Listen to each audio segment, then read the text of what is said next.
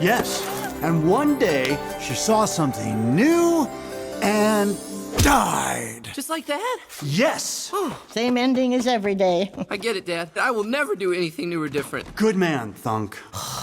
Welcome, everybody, to What the Flick. Ben Mankiewicz, Alonso Duralde, Christy Lemire. The Croods, Nicolas Cage, didn't see it. Take it away, boys. Take it away. Right, sorry, it's me, I forgot. Okay, so animated film.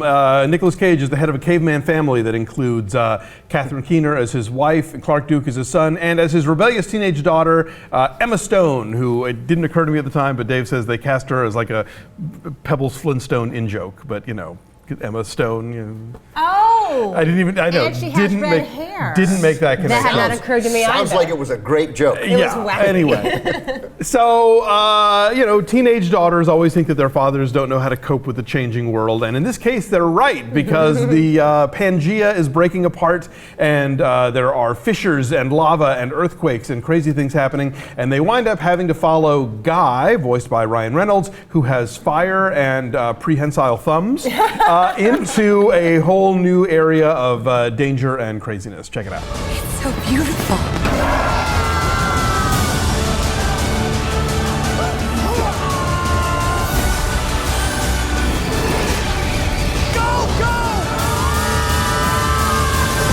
This is a really beautiful movie. It is gorgeous to look at, definitely. There are cartoony things to it, but there are other times it felt like photorealism. Yeah, a lot of slapsticky chases and the big hunting action sequences and all that is very cartoony. But yeah, a lot of it reminded me visually of Avatar.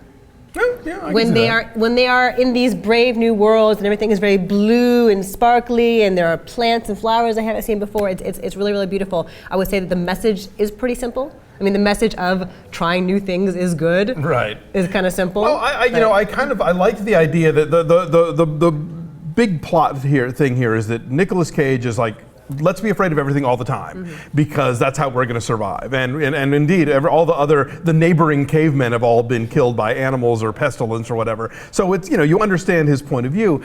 But finally, the daughter points out that there's a difference between living and not dying. And I thought that was pretty profound for, what's essentially a kid's movie. The idea that you can't live dominated by fear. Is that not a version of what Mr. Rooney says to Ferris's girlfriend in Testa Sloan when he says, between grief and nothing, I'll take grief? I'll take grief. Yeah.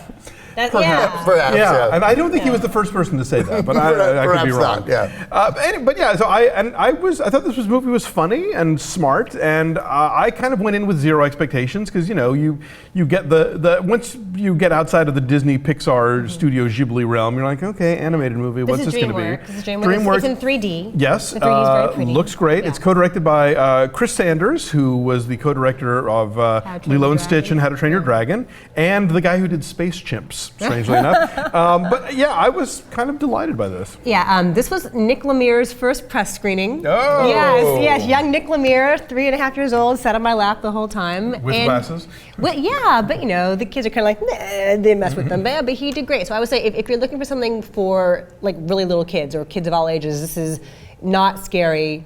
Maybe one or two times he was like, oh, but for the most part, I mean, yeah, because some of it is the earth breaking apart, sure. And giant chasms and lava, fissures, as you put it so beautifully. But yeah, so some of it is a little bit scary, but I think even adults will enjoy it. It's very, very brisk. It moves nicely. Yeah. It is funny. There's a fun interplay between the characters. It's a million times better than those fucking Ice Age movies, I just want to say.